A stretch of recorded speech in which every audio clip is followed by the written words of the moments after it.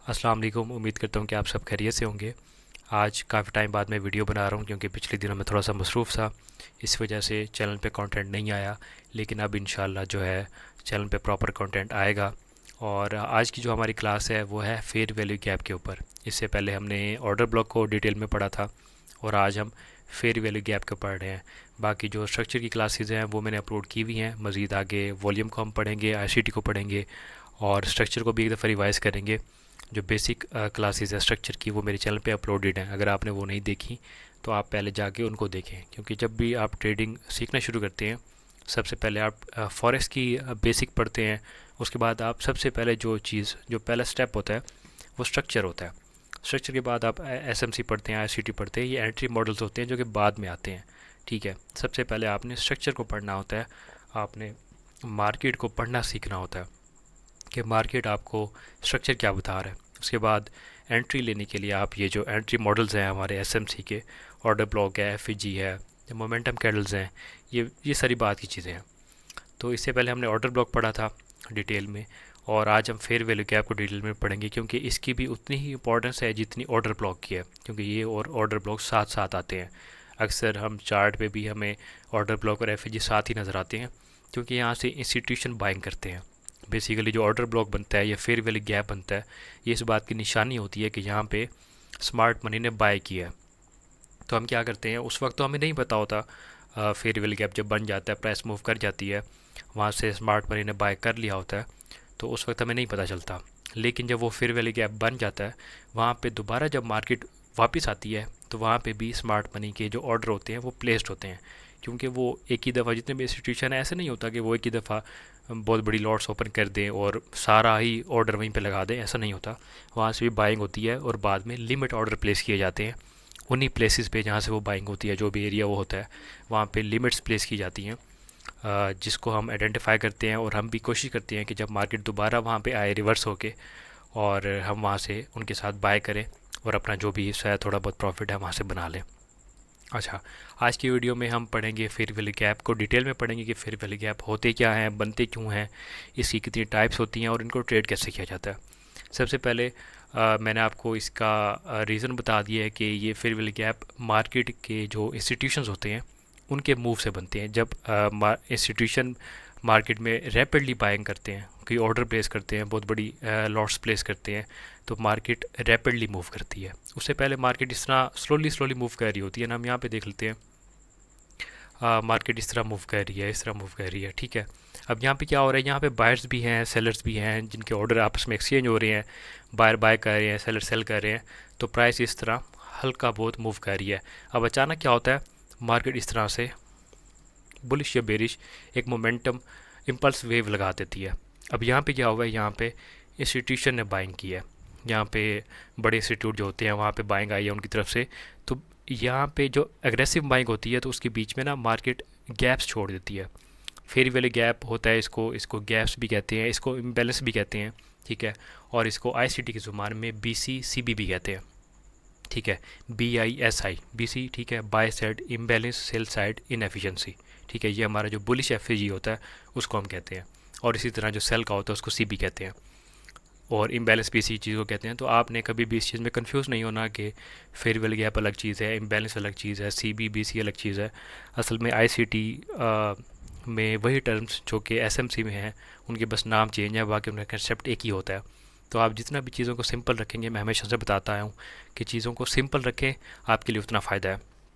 अच्छा, जब इस तरह मार्केट एग्रेसिव मूव करती है तो यहाँ पे बीच में गैप्स बन जाते हैं। मैं आपको यहाँ पे बना के भी दिखा देता हूँ। ठीक है, अब यहाँ पे एक कैंडल बनती है, उसके बाद एक और कैंडल बनती है, उसके बाद एक और कैंडल बनती है। अब यहाँ पे क्या हुआ है, ये जो एरिया है हमारा, ये वाला, अब जो हमारी तीन कैंडल के बीच का जो स्पेस होती है, ये एरिया होता है, ये हमारा FVG होता है।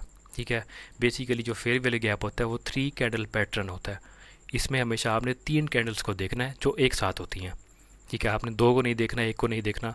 फेयर वैल्यू गैप कुछ लोगों को नज़र नहीं आ रहा होता कि वो कैसे होता है। आपने जहाँ भी फेयर वैल्यू गैप देखना है ना, आपने वहाँ पे 3 कैंडल्स को एक साथ देखना है। ठीक है, इस तरह जब 3 कैंडल्स बनती हैं तो इनके बीच का जो गैप होता है इसको फेयर वैल्यू गैप कहते हैं। ठीक है, अगर फॉर एग्जांपल ये जी कैंडल इस तरह है, अब आप कहेंगे कि इनके बीच में गैप है, नहीं, इनके बीच में गैप नहीं है, ये फेयर वैल्यू गैप नहीं है। अगर आप इसको मार्क कर रहे हैं इस तरह से, ये इस तरह से, तो आप इसको ये गलत मार्क कर रहे हैं, ये फेयर वैल्यू गैप नहीं है। आप इस तीन कैंडल के बीच में एक वाज़े तौर पे आपको गैप नज़र आना चाहिए, थर्ड कैंडल की लो और फर्स्ट कैंडल के हाई के बीच में। ठीक है, ये बीच में इसकी बॉडी होती है, बीच में जो सेकंड कैंडल होती है उसकी बॉडी तो होती है, इसके बीच में आपको इस तरह से गैप नज़र आना चाहिए, तो ये हमारा फेयर वैल्यू गैप होता है। ठीक है, इसके अलावा जो हमारा सेलिंग का जो कैंडल्स होती हैं, इस तरह से एक कैंडल बनती है, ठीक है, दूसरी कैंडल इस तरह बनती है, तीसरी कैंडल इस तरह बनती है। अब इन तीन कैंडल के बीच का जो गैप है ये हमारा फेयर वैल्यू गैप है, इम्बैलेंस है, फेयर वैल्यू गैप कह सकते हैं इसको, CB कह सकते हैं, sell side imbalance, by side inefficiency. ये ICT में थोड़ा सा मुश्किल हो जाता है, तो इसको जस्ट मैं आपको कंसेप्ट क्लियर करने के लिए चीज़ें बता रहा हूँ ICT की ज़ुबान में CBBC क्या होता है। ठीक है, बाकी इसको आप FAG पढ़ें, फेयर वैल्यू गैप पढ़ें, इम्बैलेंस पढ़ें, वो आपकी मर्ज़ी है, जितना सिंपल हो सके आप इसको उतना ही रखें। अच्छा, ये हमारा जी बेरिश FAG है, ये हमारा बुलिश FAG है। अब ये यहाँ पे क्यों बना है, यहाँ पे मार्केट में इंस्टीट्यूशन ने रैपिडली बाइंग की है या सेलिंग की है, यहाँ पे बाइंग हुई है, यहाँ पे सेलिंग हुई है। ठीक है, तो मार्केट रैपिडली मूव की है, जब प्राइस रैपिडली मूव करती है, आपने देखा होगा जब मार्केट बहुत ज़्यादा तेज़ी से मूव कर रही होती है तो वो बीच में गैप्स छोड़ जाती है, अक्सर कैंडल भी गैप्स छोड़ जाती हैं। ठीक है, वो प्राइस वहाँ पे चार्ट पे आपको ना गैप नज़र आ रहा होता है। तो इसी तरह जब प्राइस रैपिडली मूव करती है अप साइड पे या डाउन साइड पे, तो बीच में जो तीन कैंडल के बीच में जो गैप्स रह जाते हैं, आप उसको फेयर वैल्यू गैप कहते हैं, और ये हमारा ट्रेड करने का एरिया होता है। अब ये मैं आपको एंड पे बताऊंगा कि इसको हम स्ट्रक्चर के साथ अलाइन कैसे करते हैं और इसको हम ट्रेड कैसे करते हैं। बेसिकली आप सबसे पहले कंसेप्ट समझ लें कि फेयर वैल्यू या गैप क्या होता है। ठीक है, अब ये हमारा बुलिश फेयर वैल्यू गैप है, ठीक है, और ये हमारा बेरिश फेयर वैल्यू गैप है। इसकी ना चार टाइप्स होती हैं। आपको फेयर वैल्यू गैप की समझ आ गई, मैं आपको चार्ट पे भी एक दफ़ा ना आइडेंटिफाई करके बता देता हूँ कि फेयर वैल्यू गैप कौन सा होता है। अच्छा जी, यहाँ पे तीन कैंडल को देखें, फर्स्ट कैंडल ये है, सेकंड ये है और थर्ड ये है। अब इन तीन के बीच में जो गैप है ये हमारा फेयर वैल्यू गैप है। ठीक है, इसी तरह इस एक दो तीन इसके बीच में जो गैप है ये भी हमारा फेयर वैल्यू गैप है, और जिस डायरेक्शन में ये होता है उसी डायरेक्शन को इसको नाम दे देते हैं। यानी कि अब ये डाउन साइड पे है ना, तो ये हमारा बेरिश FAG है। जब मार्केट यहाँ पे रिवर्स होके आएगी इस तरह से, तो हम यहाँ से सेल की एंट्री देखेंगे। और इसी तरह जो हमारा बुलिश फेयर वैल्यू गैप होता है, इस तरह से ये हमारा ये तीन कैंडल्स हैं, एक दो तीन, इसके बीच में जो हमारा ये गैप बन रहा है ये हमारा बुलिश फेयर वैल्यू गैप है। अब जब मार्केट यहाँ पे वापस आएगी, हम यहाँ पे कंफर्मेशन देखेंगे और यहाँ से हम बाएंगे, ट्राई करेंगे। और एक चीज़ अपने माइंड में रखें कि हर जो फेयर वैल्यू गैप होता है वो ट्रेडेबल नहीं होता, आपने हर गैप को ट्रेड नहीं करना। अब यहाँ पे तो बहुत सारे गैप होते हैं, चार्ट में ये गैप है, ये गैप है, ठीक है, उसके बाद यहाँ पे ये बीच में ये गैप बन रहा है, यहाँ पे गैप बन रहा है, तो आप किस किस को ट्रेड करेंगे, आपने सबको तो ट्रेड नहीं करना होता। यहाँ पे तो रैपिडली यहाँ पे देखिए इतनी बड़ी बड़ी कैंडल, मोमेंटम कैंडल बन रही हैं, गैप बन रहे हैं, तो आप हर हर गैप को ट्रेड नहीं करते, आप वही गैप ट्रेड करते हैं जो आपके ट्रेंड के साथ अलाइन कर रहा होता है, जो आपके स्ट्रक्चर के साथ अलाइन कर रहा होता है, और जो आपकी स्ट्रेटजी के साथ अलाइन कर रहा होता है। बेसिकली मैं आपको ये बता दूं कि फेयर वैल्यू गैप ट्रेड करने के लिए कंफर्मेशन नहीं है कि यहाँ पे फेयर वैल्यू गैप बन गया तो आप यहाँ से पक्का पक्का ट्रेड लगा लें, नहीं, मार्केट में ऐसा कुछ भी नहीं होता। अगर कोई ऑर्डर ब्लॉक बना हुआ है, कोई FAG बना हुआ है, कोई स्ट्रक्चर बना हुआ है, तो इस बात की 100% गारंटी नहीं होती कि आपने यहाँ से बाय या सेल की ट्रेड लगा देनी है। ठीक है, हमेशा आप जो आपकी कन्फर्मेशन होती हैं उसको आपने उसके साथ अलाइन करना होता है। आपने अगर एक जगह पे आपको कोई भी स्ट्रक्चर बाय बता रहा है, कोई भी अगर ये बुलिश FAG बना हुआ है, तो आपने जब मार्केट यहाँ पे वापस आएगी ना, तो आपने यहाँ पे तीन से चार कन्फर्मेशन और देखनी होती हैं कि हाँ भाई ये मेरे एरिया में आ गया, ये आपका POI था, इसमें आ गया। अब मार्केट यहाँ पे कैसे रिएक्ट करती है, ये हमारे 4H का FAG है। आपने छोटे टाइम फ्रेम में जाना होता है, आपने वहाँ पे देखना होता है कि वहाँ पे मार्केट इस जोन में आके क्या रिएक्ट कर रही है, कि वो वापस यहाँ से एग्रेसिवली बाय जाना चाह रही है या नहीं।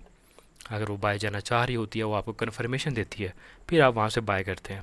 अगर वो आपको कन्फर्मेशन नहीं देती तो इसका मतलब ये है कि ये FAG जो है ये फेल होने वाला है। जैसे यहाँ पे ये हो भी गया, ठीक है, ये देखो मार्केट ने इसको ब्रेक कर दिया, ठीक है, तो आपने जो भी आपका एफ होता है या ओ बी होता है, आपने वहाँ पे लाजमी कन्फर्मेशंस देखनी होती हैं। अपने माइंड में इस चीज़ को बिठा लें, एफ को देख के वहाँ पे लिमिट प्लेस नहीं करते होते अनटिल वो आपका वो एफ आपके स्ट्रक्चर के साथ, आपके ट्रेंड के साथ, आपकी स्ट्रेटजी के साथ, आपकी 3 से 4 कन्फर्मेशन के साथ अलाइन कर रहा हो। अलाइन कर रहा है, फिर आप उसके सेंटर में जो है लिमिट लगा लें, उसके ऊपर एस रख लें। ठीक है, तो मैंने आपको अभी तक ये बता दिया है कि एफ क्या होता है। ठीक है, ये 3 कैंडल पैटर्न होता है, ये एक गैप होता है 3 कैंडल के बीच में, इसको एफ कहते हैं।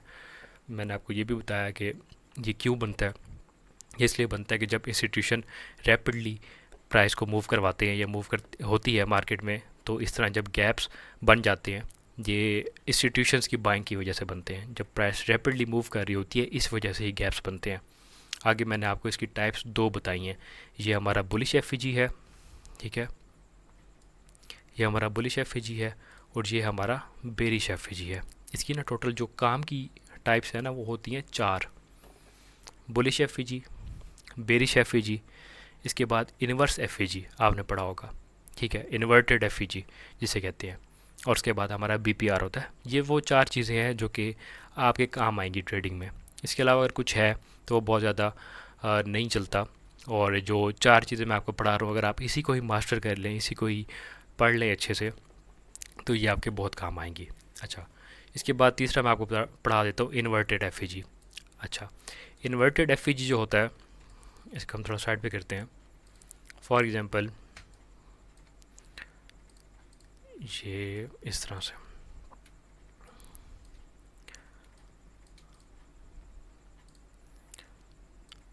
अब ये हमारा एक एफ बन गया। इन्वर्टेड एफ में और बी में लोग कन्फ्यूज़ हो जाते हैं। अब ऐसा होता है कि आपका ये बेरिश एफ बना है, बुलिश एफ बना है, ठीक है, ये आपने इस तरह से इसको मार्क कर लिया है, ठीक है। लेकिन होता ये है कि प्राइस है ऊपर नहीं जाती, ऊपर जाने के बजाय नीचे आ जाती है इस तरह से, और इसको ब्रेक कर देती है। इस कैंडल को थोड़ा सा मैं तरतीब दे देता हूँ ताकि आपको सही से समझ आए, ठीक है, इस तरह से। अब क्या हुआ, ये जो बेरिश एफ बुलिश एफ था, यहाँ पे जब हमने यहाँ पे बाय करना था, मार्केट ने इसको ब्रेक कर दिया, डाउन साइड ब्रेक कर दिया, ठीक है। तो ये हमारा यही एफ हमारा इन्वर्टेड एफ हो जाएगा। जैसे आपने ये पढ़ा होगा ना, जब रेजिस्टेंस टूटती है तो वो सपोर्ट बन जाती है, और जब सपोर्ट टूटती है तो वो रेजिस्टेंस बन जाती है, ठीक है। यहाँ पे मैं आपको बता देता हूँ, फॉर एग्जांपल ये सपोर्ट है, ये रेजिस्टेंस है, ठीक है। अब जब मार्केट इसको इस तरह से ब्रेक करेगी, तो मार्केट जब यहाँ पे वापस आएगी तो एज आ इसको सपोर्ट लेगी, यहाँ पे एज अ सपोर्ट ये एरिया एक्ट करेगा, और यहाँ से मार्केट फिर बाउंस होकर ऊपर जाएगी। ऐसा ही होता है ना। इसी तरह यही कंसेप्ट आपका एफ में आता है। जब आपका बुलिश एफ फेल हो जाता है, इसको हम इन्वर्स भी कर लेंगे, सेलिंग में भी अप्लाई करेंगे। मैं आपको एक बुलिश का कंसेप्ट बता रहा हूँ। जब हमारा ये बुलिश एफ फेल हो जाता है, मार्केट नीचे आ जाती है, इसको ब्रेक कर देती है, तो हमारा यही जो एरिया होता है, ये एज आ सेलिंग एरिया काम करता है। पहले ये हमारा बुलिश एरिया था ना, बाय के तौर पे था। अब हमारा यही एरिया, आपने इसमें से कोई एफ नहीं देखना, इस वेव में से कोई एफ नहीं देखना, आपने इसी एफ को मार्क करना है, और फिर आपने वेट करना है कि अब हमारा यही एरिया जो है ये एज आ रेजिस्टेंस काम करेगा। मार्केट जब यहाँ पे वापस जाएगी, यहाँ पे आपको कोई भी कन्फर्मेशन देगी, ठीक है, उसके बाद आप यहाँ से सेल करेंगे और ये मज़ीद नीचे आएगी। समझ रहे हैं? ये हमारा होता है I F G, inverted F G, ठीक है। यही एरिया हमारा जब ब्रेक हो जाता है तो हम इसको inverted F G, I F G कहते हैं। और इसके बाद हम ये देखते हैं कि मार्केट जब दोबारा यहाँ पर जाती है, हमें कोई भी कन्फर्मेशन देती है, और वहाँ से अब सेलिंग की अपॉर्चुनिटी देखते हैं। ये हो गया आई एफ जी। इसी तरह हम इसको पढ़ लेते हैं सेलिंग सिनेरियो में, ठीक है। अच्छा जी, अब ऐसा होता है कि मार्केट ने ये हमारा जो है सेल का एफ बना दिया, ठीक है, ये हमारा बेरिश एफ बन गया। अब हम ये एक्सपेक्ट करेंगे कि मार्केट जब वापस यहाँ पे आएगी, ठीक है, मार्केट जब वापस यहाँ पे आएगी तो हम यहाँ से सेलिंग देखेंगे। लेकिन होता ये है, यहाँ पे हमें कोई भी कंफर्मेशन नहीं मिलती, मार्केट इसको इस तरह से ब्रेक करके चली जाती है, इस तरह से ब्रेक करके चली जाती है। अब क्या हुआ, हमारा यही जो बेरिश एफ था, यह हमारा इन्वर्टेड हो गया, यह हमारा इन्वर्टेड एफ आई एफ हो गया। अब हम क्या एक्सपेक्ट करेंगे कि मार्केट अब यहाँ से वापस आएगी तो हमें यहाँ से ये एज अ बुलिश एफईजी या बुलिश सपोर्ट एरिया काम करेगा, ठीक है। क्योंकि ये सेलिंग एरिया ब्रेक हो गया, यहाँ पे बायर्स ने इसको ओवरटेक कर लिया। अब जब मार्केट यहाँ से वापस आएगी इस तरह से, ये रेड कैंडल बनाते हैं, इस तरह से वापस आएगी, आपको यहाँ पे कोई भी कन्फर्मेशन देगी इस तरह से कैंडल बना के, तो आप यहाँ से अब बाय करेंगे, ठीक है। तो ये हमारा सेलिंग का सिनेरियो होता है। ये हमारा, हमने सेलिंग में देखा कि IFEG किस तरह काम करता है। ये वही जोन है, बिल्कुल उसी जोन में आपने देखना है कि मार्केट वापस आए, आपको एक कन्फर्मेशन दे कोई भी, ठीक है, और आप वहाँ से बाय करें। ये हमारा जो है बाइंग का सिनेरियो था जो फेल होता है, फिर सेलिंग होती है, और ये हमारा सेलिंग का सिनेरियो था जो कि फेल होता है और वहाँ से दोबारा बाइंग स्टार्ट होती है। आपने ये इसको सिंपल रखना ना, ये हमारा सेलिंग एफईजी था, बायर्स ने इसको ब्रेक कर दिया, ओवरटेक कर दिया, तो हम अब बायर्स की तरफ हैं, क्योंकि हमें नज़र आ रहा है कि मार्केट को और स्ट्रक्चर को बायर्स ओवरटेक कर रहे हैं, बायर्स का प्रेशर ज़्यादा है। तो हम फिर यही करते हैं कि जब मार्केट दोबारा आती है यहाँ पे हम बाइंग साइड का कन्फर्मेशन देखते हैं। इसके अलावा जी जो चौथी टाइप होती है, ये हमने 3 टाइप पढ़ लिए हैं। ये एफईजी पढ़ा हमने, बुलिश एफईजी, बेरिश एफईजी, ये IFEG, और इसके दोनों सिनेरियो हमने पढ़ लिए। अच्छा, उसके बाद जी चौथी जो इसकी टाइप होती है उसको कहते हैं BPR, ठीक है, इसको कहते हैं हम BPR, बैलेंस्ड प्राइस रेंज। अब इसका कंसेप्ट ये होता है कि यहाँ पे आके सेलर्स और बायर्स बराबर हो जाते हैं, ठीक है, और ये जो BPR जिस डायरेक्शन में बना होता है हम उसी डायरेक्शन में ट्रेड करते हैं। मैं आपको यहाँ पे बना के दिखा देता हूँ। ये जी हमारा जी एक बुलिश एफईजी बना है, ठीक है, ये हमारा बुलिश एफईजी बना है। उसके बाद ये होता है यहीं पे इसके सामने एक बेरिश एफईजी बन जाता है। जहाँ पे 2 एफईजी, बेरिश एफईजी और बुलिश एफईजी ओवरलैप करते हैं, उस एरिया को हम BPR कहते हैं, क्योंकि यहाँ पे जो बायर्स होते हैं और सेलर्स होते हैं आपस में बराबर हो जाते हैं, ठीक है। ये इस तरह से मार्केट में भी आपको इसी तरह से ही बना हुआ नज़र आएगा, ठीक है, इस तरह से। अब यहाँ पे क्या हुआ है, अब इस कंसेप्ट में और IFEG के कंसेप्ट में लोग कंफ्यूज हो जाते हैं, इसको एक ही समझते हैं, हालांकि ऐसा नहीं है। इसमें यह हुआ कि आपका जो एफईजी टूटा है, अब बेशक यहाँ पे एफईजी दूसरा नहीं बना, यहाँ पे बुलिश एफईजी नहीं बना, अगर यहाँ पे बुलिश एफईजी बन गया है तो वो हमारा BPR बन जाएगा। अगर नहीं बना, मार्केट ने इस तरह, जिस तरह मैंने कैंडल बनाई हुई हैं, ठीक है, इस तरह अगर इसको ब्रेक किया है तो ये आपका यही वाला एरिया जो होता है ये IFEG के तौर पर काम करता है। जबकि BPR में ये होता है कि इसको बिल्कुल सामने एक एफईजी के बिल्कुल सामने एक और एफईजी बन जाता है, एक और सेलिंग एफईजी बन जाता है, ठीक है, ओवरलैप हो जाता है, जिसके बाद हम सेलिंग देखते हैं। तो यहाँ पे मैंने आपको BPR का कंसेप्ट बता दिया है। अब हम इसके सिनेरियो पढ़ लेते हैं। ऑब्वियसली अब मार्केट में सिर्फ 2 सिनेरियो होते हैं, ये बाइंग का होता है, ये सेलिंग का होता है, ठीक है। अच्छा, अब हमारा जो बाइंग का सिनेरियो होगा वो किस तरह से होगा, इस तरह से मार्केट नीचे आ रही है और यहाँ पर हमारा एक जो बेरिश एफईजी है वो बन जाता है। उसके बाद क्या होता है, मार्केट यहाँ से रिवर्स होती है, ठीक है, और मार्केट यहाँ पे एक बुलिश एफईजी बना देती है। अब ये जो हमारा फेयर वैल्यू गैप था सेलिंग का और ये हमारा बाइंग का एफईजी था, ये आपस में ओवरलैप हो गए हैं। ये वाला जो एरिया है, ठीक है, ये हमारा बेरिश एफईजी है, इसके बिल्कुल सामने ये वाला जो हमारा बुलिश एफईजी है, ये इस तरह ओवरलैप हो जाते हैं। चार्ट में ये आपको प्रॉपर नज़र आते हैं इस तरह से, ठीक है। ये एरिया जो हमारा ओवरलैप वाला एरिया होता है ये हमारा बाइंग BPR होता है। इस तरह का जो सिनेरियो बनता है इसमें हमने बाय करना होता है, ठीक है। ये पीछे जो मैंने आपको बताया, ये जस्ट आपको मैंने कंसेप्ट बताया, ये वाला जस्ट कंसेप्ट बताया, ठीक है, कि इस तरह ये ओवरलैप करते हैं। ये मैं आपको बाइंग सिनेरियो बता रहा हूँ। अब ये जी हो गया, ये वाला सेलिंग वाला जो BPR था, सेलिंग वाला एफईजी था, उसको एक बाइंग की एफईजी ने ओवरलैप कर लिया। यहाँ पे बायर्स और सेलर बराबर हो गए हैं। लेकिन क्योंकि ये हमारी जो ये जो वेव है ये बुलिश वेव है, ठीक है, इसके बाद इसको हम मज़ीद भी देखते हैं, सिर्फ ये नहीं देखते, हम इसको ये भी देखते हैं कि इस वेव ने आगे स्ट्रक्चर ब्रेक किया या नहीं किया। इसको हम स्ट्रक्चर के साथ अलाइन भी करते हैं, वो मैं आपको अगले सेगमेंट में पढ़ाता हूँ। अच्छा, अब हम ये एक्सपेक्ट करेंगे कि मार्केट जब यहाँ से वापस आएगी इस तरह से, तो यहाँ पे हमें जी कन्फर्मेशन देगी कोई, और यहाँ से हम दोबारा बाइंग स्टार्ट करेंगे। जो बाय का BPR होता है वो कुछ इस तरह का ही बना हुआ होता है, ठीक है। दूसरा सिनेरियो इसका हम पढ़ लेते हैं जो कि होता है सेलिंग का। अब सेलिंग के BPR में ये होता है कि मार्केट बुलिश जा रही है, ये इसने एक बुलिश एफ यहाँ पे बना दिया। अब ऊपर से मार्केट रिजेक्ट होती है, ठीक है, और ये यहाँ पे एक एफ छोड़ देती है, मार्केट नीचे आ जाती है इस तरह से। अब ये जो हमारा बाय का एफ था और इसके आगे बिल्कुल हमारा जो सेल का एफ है वो ओवरलैप हो गया है इस तरह से। ये इस तरह से ओवरलैप हो गया, ठीक है। ये जो हमारा एरिया है ये हमारा सेल का बीपीआर होता है। हम यहाँ से ये एक्सपेक्ट करते हैं कि मार्केट यहाँ से अब दोबारा ऊपर रिट्रेस करेगी, इस तरह से ऊपर जाएगी, ठीक है, और यहाँ पे हमें कोई भी कंफर्मेशन देगी सेलिंग की और यहाँ से फिर हम दोबारा सेलिंग स्टार्ट करेंगे। अब ऑब्वियसली ये मैं आपको डायग्राम बना के बता रहा हूँ, मार्केट में जो है एग्जैक्ट ऐसी चीज़ें नहीं होती, लेकिन जो बीपीआर का स्ट्रक्चर होता है वो बिल्कुल इसी तरह होता है, ठीक है। ये दो एफ जब आपस में ओवरलैप कर रहे होते हैं, मैंने आपको बाइंग का भी बता दिया और मैंने आपको सेलिंग का भी बता दिया, ठीक है। अच्छा, अब एक मेन चीज़ आती है कि हर एफ को ट्रेड तो नहीं करना, तो फिर कौन से एफ हैं जिनको ट्रेड करना होता है, तो उसका भी मैं आपको डिटेल में बता देता हूँ। हमेशा आपने जो एफ देखना है वो आपने अपनी ट्रेंड की डायरेक्शन में देखना है, ठीक है।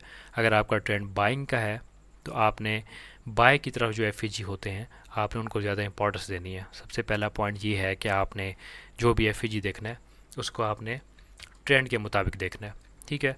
दूसरा जो ट्रेड करने का तरीका होता है एफ को, आपने जो हायर टाइम फ्रेम के एफ होते हैं, यानी कि 4H का एफ है, आपने 4H का चार्ट हमेशा मार्किंग होती है हायर टू लोअर।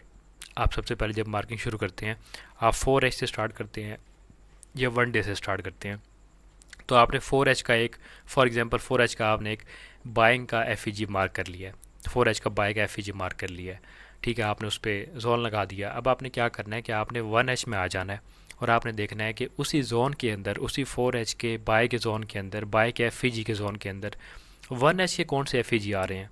और ऐसा होता है 4H का कुछ जो एफ बनेगा उसके अंदर 1H के एफ भी होंगे, तो आपने उनमें जो एफ है उनको मार्क कर लेने हैं। और इसी तरह फिर आपने 15 मिनट में आ जाना है और देखनी है कि उस 1H के एफ में 15 मिनट के कौन से एफ हैं, आपने वहाँ से अपनी बाइंग देखनी है।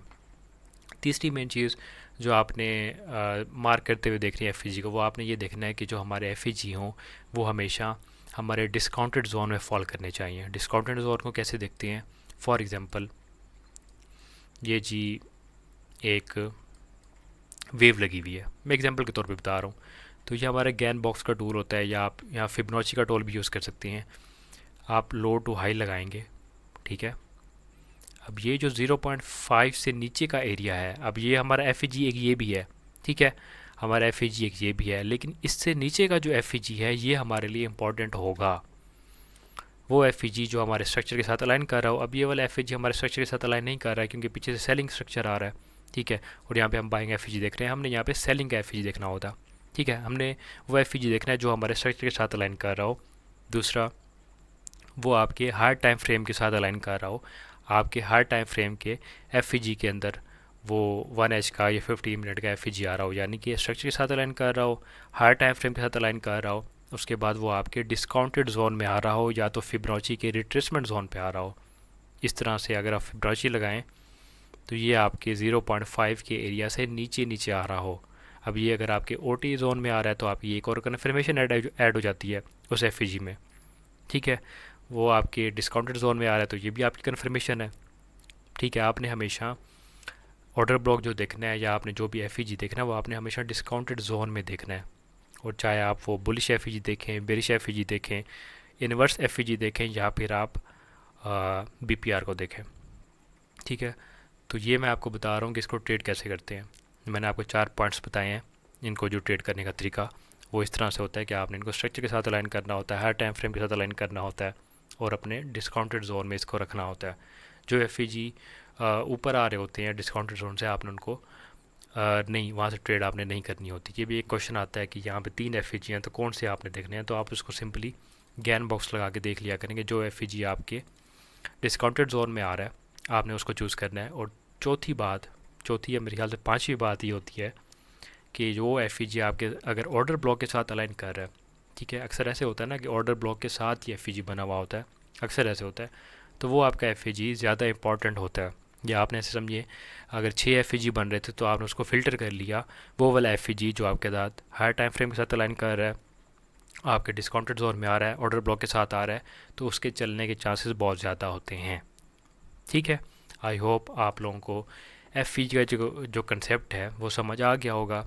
मैंने बहुत ज़्यादा लंबा नहीं रखा वीडियो को, मैंने कोशिश किया कि मैं आपको जो है मुनासिब टाइम में ही की डेफिनेशन, उसका कंसेप्ट, उसकी टाइप्स और उसको ट्रेड कैसे करते हैं और कौन सी चूज़ करते हैं, ठीक है, ये मैं आपको बता दूं। मैंने आपको 3-4 इसकी चीज़ें बताई हैं। आई होप आपको समझ आ गई होगी। अगर नहीं आई तो आप कमेंट सेक्शन में मुझसे पूछ सकते हैं, मैं आपको रिप्लाई कर दूंगा। इसके अलावा हमारी जो कम्युनिटी है व्हाट्सएप की, आप उसको भी ज्वाइन कर सकते हैं। तो हमें याद रखिएगा, अपना ख्याल रखिएगा। तब तक के लिए अल्लाह हाफिज़।